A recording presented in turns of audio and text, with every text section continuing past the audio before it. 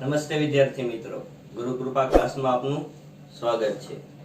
તો વિદ્યાર્થી મિત્રો, આપણે જે ટોપિકની વાત કરી રહ્યા છે એ છે યુરોપિયન પ્રજાનું આગમન। આજનો જે ટોપિક આપણો છે એ કંપની શાસનનો જે વિકાસ છે કઈ રીતે થયો એની આ વિડિયોની અંદર આપણે વાત કરવાના છીએ કે એની અંદર જે અંગ્રેજ ગવર્નર જનરલ આવ્યા છે એને કઈ રીતે ધીમે ધીમે કરતા ભારત ઉપર કબજો કર્યો છે, કઈ કઈ કૂટનીતિઓ વાપરેલી છે કે ભારતને જે સત્તાઓ છે એ મેળવવા માટે કયા હદ સુધી ગયેલા છે એની આ વિડિયોની અંદર વાત કરવાના છીએ મિત્રો। તો આની અગાઉના જે યુરોપિયન પ્રજા ભારતની અંદર કઈ રીતે આવી, જો તમે ન જોયો હોય તો ગુરુકૃપા ક્લાસ ચિરાગ સર લખીને તમે તે વિડિયો જોઈ શકો છો, જેથી કરીને આ ટોપિક તમને સમજાય। તો મિત્રો, વિડિયો ગમતા હોય તો લાઈક, સબસ્ક્રાઇબ અને કોમેન્ટ બોક્સની અંદર તમારા જે કાંઈ સૂચનો હોય છે તે અવશ્ય લખજો। તો મિત્રો, ટોપિકની આપણે શરૂઆત કરીએ। કંપની શાસનનો વિકાસ। તો કંપની એટલે શું? તો કે ઈસ્ટ ઇન્ડિયા કંપની। હવે ઈસ્ટ ઇન્ડિયા કંપની આપણને ખ્યાલ છે 1757 માં પ્લાસીનું યુદ્ધ થયું, 1764 માં બક્સરનું યુદ્ધ થયું, એ પછી જે 1757 માં જે 24 પરગણાની જે જાગીર છે એ રોબર્ટ ક્લાઇવ એટલે કે ઈસ્ટ ઇન્ડિયા કંપનીને જતી રહેલી। 1764 બંગાળ પ્રાંત, બિહાર પ્રાંત, આ તમામ પ્રકારના જે પ્રાંત હતા એની અંદર ઘણી બધી જે સત્તાઓ હતી કોના હસ્તક જતી રહી હતી? દીવાની સત્તા, તો કે અંગ્રેજોના હસ્તક જતી રહી હતી। તો મિત્રો, ધીમે ધીમે કરતા સમયગાળો પસાર થતો જાય છે એ રીતે અંગ્રેજો ધીમે ધીમે કરતા સમગ્ર ભારતની અંદર પોતાનો જે પગ છે એ શું કરતા જાય છે? તો કે વધારતા જાય છે। તો વાત કરીએ કે 1773 નો સમયગાળો છે। હવે ઈસ્ટ ઇન્ડિયા કંપનીએ શું નક્કી કર્યું? તો કે અંગ્રેજ સરકારે નિયામક ધારો પસાર કર્યો। શું પસાર કર્યો? નિયામક ધારો। હવે આ જે નિયામક જે ધારો છે એમાં શું હતું? તો કે પેલા તો શું હતું કે બંગાળ પ્રાંત હતો, પ્રાંતના શું હતા? Governor general. તો પેલા તો બંગાળના નવાબ હતા, તો નવાબમાંથી શું બન્યા? તો કે ગવર્નર। હવે નિયામક ધારો જે પસાર થયો 1773 નો, એમાં જે ગવર્નર ને બદલે કયો પદ આવ્યું? તો કે ગવર્નર જનરલ પદ આવી ગયું। હવે ગવર્નર જનરલ પદ શું લેવા આવ્યો છે? તો જો એ વાત કરીએ, કંપનીની જે વ્યાપારી સત્તા હતી, ઈસ્ટ ઇન્ડિયા કંપની જે છે એની જે વ્યાપાર કરવા માટે આવેલી હતી એની જે સત્તા હતી, પછી રાજકીય પ્રવૃત્તિ હતી, તમામ પ્રકારના એના અંકુશની નીચે લઈ લીધા એને, એટલે ગવર્નર જનરલ નું પદ મૂકવામાં આવેલું।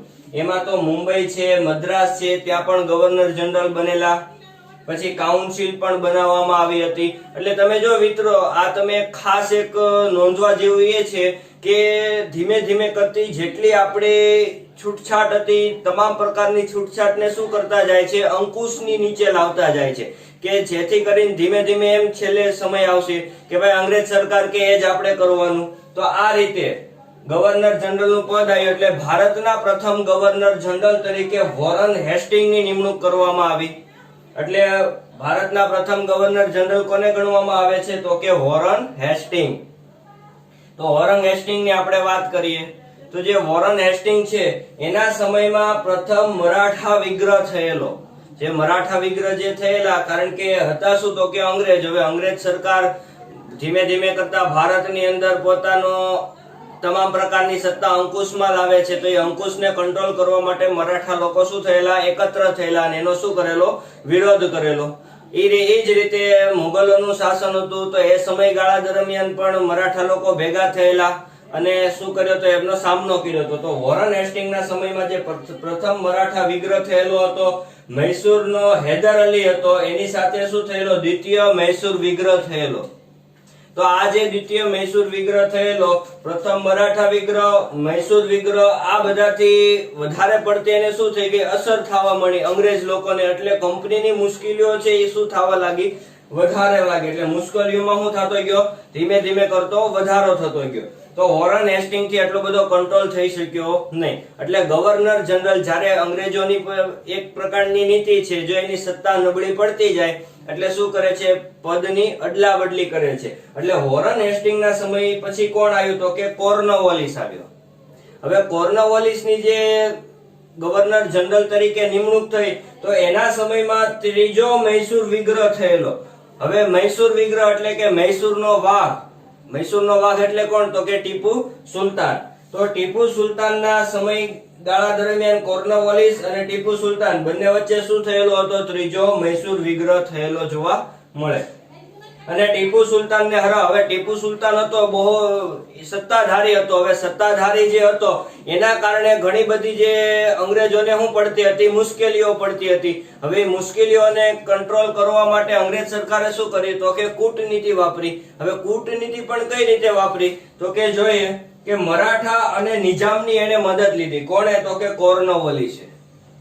હવે જોજો મિત્રો, ધીમે ધીમે જેટલા મરાઠા અને નિજામની એને શું કરી? તો કે મદદ લીધી. એ જ મદદના કારણે ટીપુ સુલતાન શું થઈ ગયો હતો? તો કે હારી ગયેલો હતો.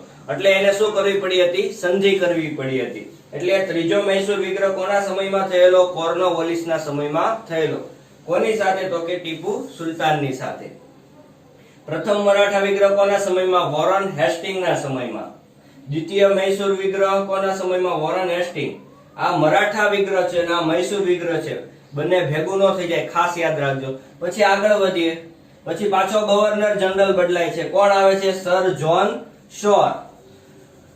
હવે નામ પરથી એવું જાણવા મળે કે સર જ્હોન શોર શોરમાં હોય, પરંતુ એવું હતું નહીં. તટસ્થ નીતિના કારણે થયું એવું કે જે ઈસ્ટ ઇન્ડિયા કંપની એટલે કે કંપનીની જે પ્રતિષ્ઠા જે હતી કેવી થવા લાગી? તો કે ઘટવા લાગી. એટલે મરાઠા કેવા થઈ ગયા? શક્તિશાળી બન્યા. કોના સમયમાં? તો કે સર જ્હોન શોર. હવે આમાંથી પ્રશ્ન એવો પૂછાઈ શકે કે ભાઈ તટસ્થ નીતિ કયા ગવર્નર જનરલની હતી? તો કે સર જ્હોન શોર. પ્રથમ મરાઠા વિગ્રહ કોના સમયમાં થયેલો? તો કે વોરન હેસ્ટિંગ. દ્વિતીય મૈસૂર વિગ્રહ કોના સમયમાં થયેલો? તો કે વોરન હેસ્ટિંગ. કોની સાથે? તો કે હૈદર અલી સાથે. પછી ત્રીજો મૈસૂર વિગ્રહ કોના સમયમાં થયેલો? તો કે કોર્નવાલિસના સમયમાં. તો કોર્નવાલિસની સામે કોણ હતું? તો કે ટીપુ સુલતાન. મૈસૂરના વાઘ તરીકે કોણ ઓળખવામાં આવે છે? તો કે ટીપુ સુલતાન. આ રીતે અલગ અલગ પ્રકારના પ્રશ્નો આપણને પૂછાતા હોય છે. પછી આમાંથી એક પણ એ પ્રશ્ન બને કે ટીપુ સુલતાનને હરાવવા માટે અંગ્રેજ સરકારે શું કર્યું હતું? તો કે અંગ્રેજ સરકારે કૂટનીતિ વાપરી, મરાઠા અને નિજામને શું કર્યા? એકત્ર કર્યા અને ટીપુ સુલતાનની સામે રાખી દીધેલા હતા. તો આ રીતે હતું કંપની શાસનના વિકાસના પોઈન્ટ. તો મિત્રો, જે ગવર્નર જનરલ સર જોર હતો એના સમયગાળા દરમિયાન જે કંપનીની પ્રતિષ્ઠા જે હતી ઘટતી ગઈ. એ પછી અંગ્રેજ લોકોએ શું કર્યું? તો કે એવો મહત્વકાંક્ષી કે જે પાછી કંપનીની પ્રતિષ્ઠા જે છે એ ઊભી કરી શકે એવા વ્યક્તિને એને શું કરી? તો કે નિમણૂક કરી. એ છે ગવર્નર જનરલ વેલેસ્લી.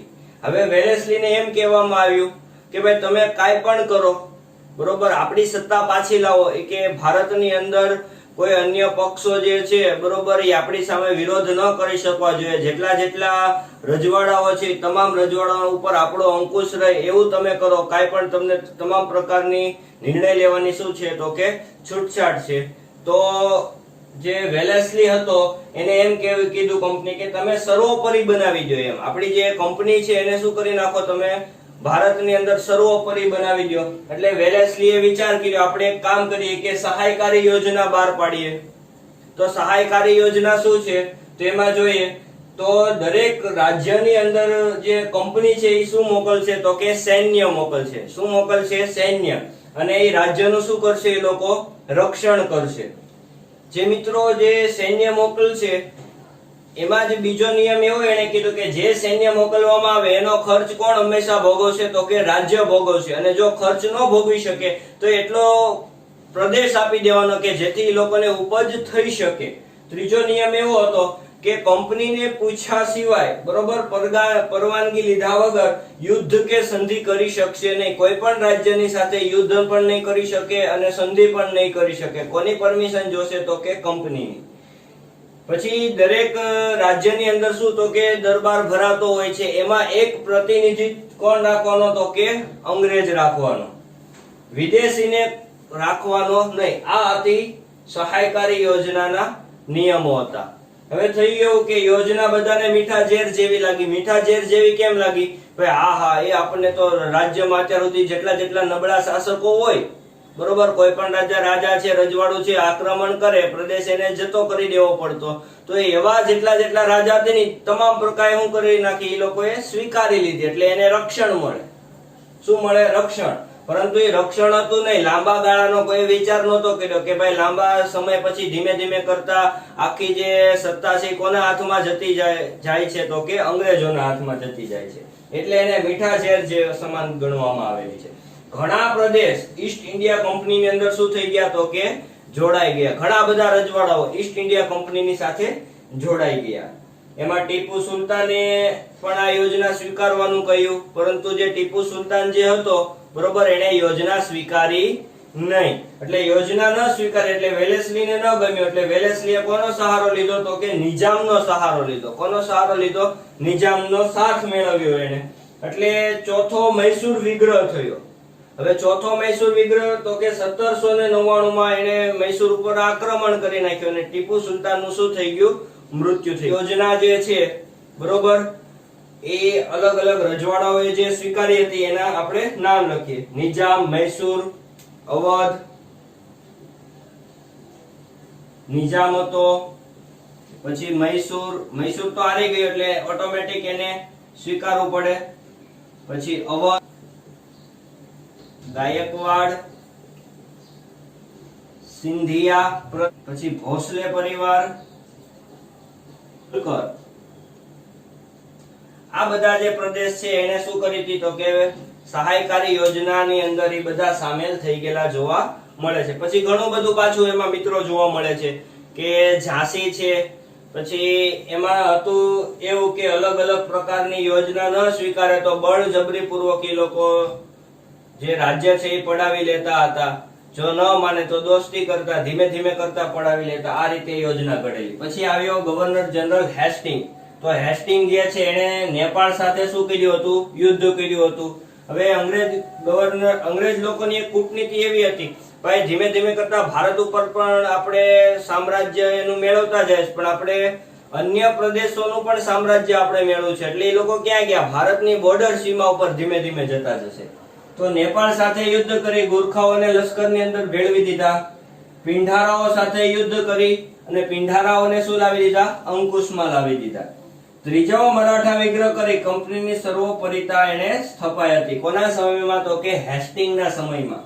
પછી પાછો ગવર્નર જનરલ બદલાય છે. કોણ આવે છે? William Bentinck. થયું એવું કે આટલી બધી યોજનાઓ આવી તો જે સમાજ છે, બરોબર, એમાં એક પ્રકારની સામ્રાજ્યવાદી નીતિના કારણે જે અસંતોષ પામેલી જે પ્રજા છે એક ન થઈ જાય, બરોબર.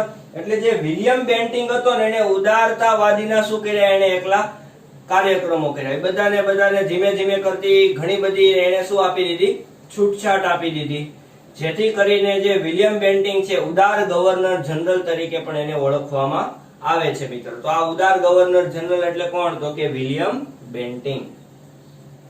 મિત્રો ઉદાર ગવર્નર જનરલ વિલિયમ બેન્ટિંગના સમયમાં પછી થયું એવું કે ધીમે ધીમે કરતા અસંતોષ વ્યક્તિમાં ફેલાણો તો હોય જ, તે ગમે એટલા ઉદારતાવાદી નીતિ અપનાવેલી હોય. એ સમયમાં પણ કંપનીની જે પ્રતિષ્ઠા છે કેવી થઈ ગઈ હતી? ઘટતી જતી હતી. તો એના માટે પછી પાછો ગવર્નર જનરલ બદલાણો. કોણ આવ્યો? તો કે ડેલહાઉસી. હવે ડેલહાઉસી જે છે એ ઉગ્ર સામ્રાજ્યવાદી નીતિ અપનાવતો હતો. હવે કંપનીની જે સર્વોપરિતા જે સ્થપાય એના માટે એને શું કર્યું? તો કે કંપનીનો વિસ્તાર વધારવા માટે જીત જપ્તી કરી. એને ક્યાં જીત મેળવી? કા યુદ્ધ કરવાનું. જો જીતી જાય તો ઠીક છે, એ પ્રદેશ આપણો, નહીતર જપ્ત કરી લેવાનો. અને એક નીતિ એને બહાર પાડી હતી. કઈ હતી? તો કે ખાલસા નીતિ એને એક અપનાવેલી હતી. તો ખાલસા નીતિ શું કહેવા માંગે છે તો એની આપણે વાત કરીએ તો કે ખાલસા નીતિ જે છે એના જે એમ કહી શકાય કે ભાઈ યુદ્ધ દ્વારા ખાલસા કરવાનું. ભાઈ કોઈ પણ સામ્રાજ્ય છે એને શું કરવાનું? તો કે યુદ્ધ કરવાનું. તો એમાં કોણ કોણ આવે છે? પંજાબ અને બર્મા, હાલનું મ્યાનમાર. પછી રાજા અપુત્ર, એમ કે જે રાજા હોય એને પુત્ર ન હોય તો એને જે દત્તક લીધેલો પુત્ર હોય એને પણ એ લોકો ગણતા ન હતા. તો એમાં કયા કયા હતા? તો કે સતારા, જેતપુર, ઉદયપુર, ઝાંસી. આ બધા રાજ્યો જે છે એ શેમાં ભળી ગયેલા હતા? તો કે ખાલસા નીતિની અંદર ભળી ગયેલા જોવા મળે છે મિત્રો. પછી ગેરવહીવટના બહાને ભાઈ કે તમારો રાજ્યનો જે વહીવટ છે એ બરોબર ચાલતો નથી, બરોબર, તમે ક્યાંક ને ક્યાંક તમે અન્ય રાજ્યને તકલીફ પડે એવું કાર્ય કરો છો, કંપનીને તકલીફ પડે એવું કાર્ય કરો છો. આવા ગેરવહીવટના બહાને જે આ લોકોએ શું કીધું તો કે ખાલસા કરી નાખ્યો પ્રદેશ. કયો હતો તો કે અવધ. પછી ચોથું એવું હતું ભાઈ કરની ઉઘરાણી કરવાની. ભાઈ અંગ્રેજ સરકારે શું કરેલું તો કે જેના હસ્તક અમુક સત્તાઓ હતી, જેને આપણે દીવાની સત્તા કહીએ છીએ, તો દીવાની સત્તાના સમયગાળા દરમિયાન રાજ્યોને શું આપવાનું હોય છે તો કે કર આપવાનો હોય છે અમુક અંશે. તો કે અમુક કર ન ભરવાના કારણે શું કરી નાખ્યું તો કે ખાલસા કરી નાખ્યું. એમાં કયો પ્રાંત આવે છે તો કે નિજામનો પ્રાંત આવે છે. પછી પાંચમું એમ છે કે ભાઈ નામ માત્રની સત્તા, એમ કે ભાઈ એ લોકોનું રજવાડું તો હોય જ તે, પરંતુ આખો હુકમ નીતિ નિયમો કોણ ઘડતું હોય તો કે અંગ્રેજ. એવા કયા કયા હતા તો કે કર્ણાટક અને તાંજોર. તો આ હતી ડેલહાઉસીની શું તો કે ખાલસા નીતિ. હવે ડેલહાઉસી હતો એ ઉદાર ગવર્નર જનરલ તો આપણે ન કહી શકીએ, પણ સુધારાવાદી ગવર્નર જનરલ કહી શકીએ, કારણ કે એ હતો કેવો તો કે ઉગ્ર હતો. પણ સુધારા ઘણા બધા ભારતની અંદર કરેલા. તો કયા કયા તો કે પ્રથમ રેલવે 1853 માં એને શરૂઆત કરી. રેલવેની શરૂઆત એના સમયગાળા દરમિયાન થઈ. ભારત અને ઇંગ્લેન્ડ વચ્ચે શેની વ્યવસ્થા શરૂ થઈ તો કે તાર વ્યવસ્થાની શરૂઆત થઈ. જાહેર બાંધકામ ખાતાની સ્થાપના કોના સમયમાં શરૂ થયું તો કે ડેલહાઉસીના સમયમાં શરૂ થયું. પછી એમ કે ભાઈ અંગ્રેજી કેળવણી વ્યવસ્થા કોના સમયમાં આવી તો કે ડેલહાઉસીના સમયમાં આવી. વિધવા પુનઃવિવાહ જે ધારો પસાર થયો એ કોના સમયમાં થયો કે તો કે ડેલહાઉસીના સમયમાં થયો. બાળ લગ્ન જે પ્રતિબંધ થયા કોના સમયમાં તો કે ડેલહાઉસીના સમયમાં. તો આ રીતે અલગ અલગ પ્રકારના ભારતની અંદર એને સુધારા કરેલા જોવા મળે છે મિત્રો. પ્રથમ રેલવે 1853 મુંબઈ થી થાણા વચ્ચે તાર વ્યવસ્થા ભારત અને ઇંગ્લેન્ડ વચ્ચે. જાહેર બાંધકામની સ્થાપના થઈ. અંગ્રેજી કેળવણીની સ્થાપના થઈ. વિધવા પુનઃવિવાહ ધારો પસાર થયો. બાળ લગ્ન પ્રતિબંધિત થયા. તો આ જે અમુક પ્રકારની જે વ્યવસ્થા કરીને કઈ આપણા માટે નહોતી કરી. કોના માટે તો કે અંગ્રેજોને કોઈ પણ વસ્તુ જે છે માલસ્ટોક પહોંચાડવા માટે હોય કે એનું કાર્ય જે છે સરળ કરવા માટે આ બધી એને શું કરેલી હતી એક વ્યવસ્થા કરેલી હતી. આ તો પછી અંગ્રેજ લોકો ગયા એટલે આપણે એનો ઉપયોગ કરતા થયા. તો આ રીતે અલગ અલગ પ્રકારના સુધારાઓ કોણે કર્યા હતા ડેલહાઉસીએ કરેલા હતા મિત્રો. અસ્તુ.